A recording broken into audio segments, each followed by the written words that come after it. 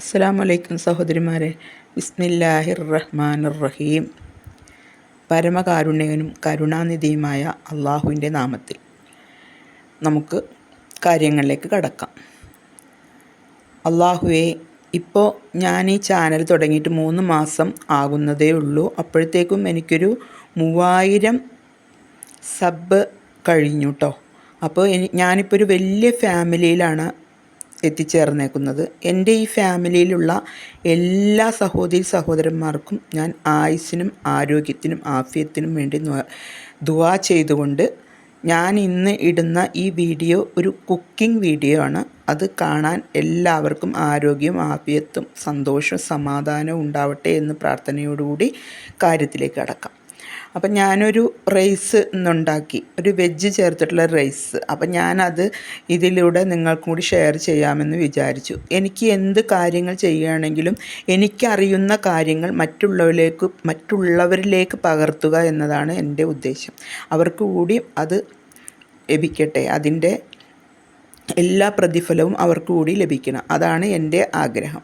അതുകൊണ്ടാണ് ഞാൻ ഈ കുക്കിംഗ് വീഡിയോ കൂടി ഞാൻ ഇതിലേക്ക് ഷെയർ ചെയ്യുന്നത് കേട്ടോ. അപ്പോൾ എല്ലാവരും ഇപ്പോൾ ഞാൻ ഉണ്ടാക്കുന്ന റൈസ് ഉണ്ടാക്കാൻ എല്ലാവരും ഒന്ന് ശ്രമിക്കണം. അതിനായിട്ട് ഞാനൊരു കുക്കർ അടുപ്പത്ത് വെച്ചിട്ട് കുക്കർ ചൂടായി വരുമ്പോഴത്തേക്കും 1 ടേബിൾ സ്പൂൺ വെളിച്ചെണ്ണ ഒഴിച്ച് ഒരു സവാള, മീഡിയം സൈസ് സവാള പൊടിയായി കൊത്തി അരിഞ്ഞ് അതിട്ട് നല്ലോണം വഴണ്ടി വരുമ്പോഴത്തേക്കും നമുക്ക് ആവശ്യമുള്ള, നമുക്ക് ഇഷ്ടമുള്ള പച്ചക്കറികൾ എന്ത് വേണമെങ്കിലും ചേർക്കാം. എനിക്കിഷ്ടമുള്ള പച്ചക്കറികളൊക്കെ ഇതിനകത്തൊക്കെ ആഡ് ചെയ്തിട്ടുണ്ട്.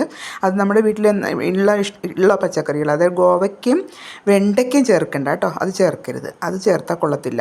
അപ്പം എന്നിട്ട് ഒരു തക്കാളി, നല്ല പഴുത്ത തക്കാളി പൊടിയായി അരിഞ്ഞിട്ട് അതും കൂടി ചേർത്തു. 2 തണ്ട് കരിവേപ്പിലയും കൂടി ചേർത്തു കേട്ടോ. എന്നിട്ട് നല്ലതുപോലെ ഇളക്കി, അത് നല്ലോണം ഇളക്കി അത് വഴണ്ടി വരുമ്പോഴത്തേക്കും അതിനകത്തേക്ക് നമുക്ക് ഉപ്പ് ചേർക്കണം. ഉപ്പ് ചേർത്തിട്ട് ആവശ്യത്തിനുള്ള ഉപ്പ് ചേർക്കണം. ഈ റൈസ് കൊച്ചു പിള്ളേർക്കൊക്കെ സ്കൂളിൽ പോകുമ്പോഴും അതേപോലെ ഈ പച്ചക്കറി കഴിക്കാത്ത പിള്ളേരൊക്കെ ഉണ്ടല്ലോ, അവർക്കൊക്കെ കൊടുക്കാൻ പറ്റിയ റൈസാണ് കേട്ടോ. പിന്നെ അതേപോലെ തന്നെ നമ്മുടെ വീട്ടിൽ ഉമ്മമാരോ വല്യമ്മയോ അമ്മച്ചിമാരൊക്കെ ഉണ്ടെങ്കിൽ അവർക്കൊക്കെ കൊടുക്കാം കേട്ടോ. നല്ല റൈസാണ്, നല്ല കൂടുതൽ കറികളൊന്നും ആവശ്യമില്ല. പിന്നെ കൊച്ചു പിള്ളേർക്ക് വേണമെങ്കിൽ സാലഡോ അങ്ങനെ എന്തെങ്കിലുമൊക്കെ കൊടുത്താൽ മതി, അച്ചാറൊക്കെ വേണമെങ്കിൽ കൊടുക്കാം. അതിൻ്റെ ഒന്നും ആവശ്യമില്ല, നമുക്ക് വെറുതെ കഴിക്കാൻ പറ്റും. നല്ല ടേസ്റ്റും നല്ല മണവും നല്ല ഹെൽത്തി ആയിട്ടുള്ള ഈ ഫുഡ് നിങ്ങൾ ഉണ്ടാക്കാൻ ശ്രമിക്കണം, ഉണ്ടാക്കണം, കുട്ടികൾക്ക് ഉണ്ടാക്കി കൊടുക്കണം. പെട്ടെന്ന് നമ്മുടെ പണിയും തീരും. ഒത്തിരി കറികളൊന്നും ഉണ്ടാക്കി പിള്ളേർക്ക് ചോറ് കൊടുക്കുമ്പോൾ ബുദ്ധിമുട്ടുണ്ടാവും, ഒരു ആവശ്യമില്ല. ഇതുണ്ടാക്കുകയാണെങ്കിൽ പിള്ളേരുടെ പാത്രത്തിൽ വെച്ച് കൊടുത്തു കഴിഞ്ഞാൽ പിള്ളേർക്ക് നല്ലതുപോലെ കഴിക്കുകയും ചെയ്യാം. പച്ചക്കറിയൊക്കെ പിള്ളേരുടെ വയറ്റിലേക്ക് പോവുകയും ചെയ്യും.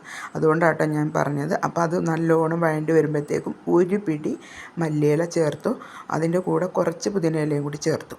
എന്നിട്ട് അത് വഴണ്ടി വന്നപ്പോഴത്തേക്ക് 1/2 ടീസ്പൂൺ മഞ്ഞൾപ്പൊടി, പിന്നെ 1/2 ടീസ്പൂൺ കാശ്മീരി മുളക് പൊടി, ഒരു കളറിനാട്ടോ അത് ചേർത്തേക്കണം.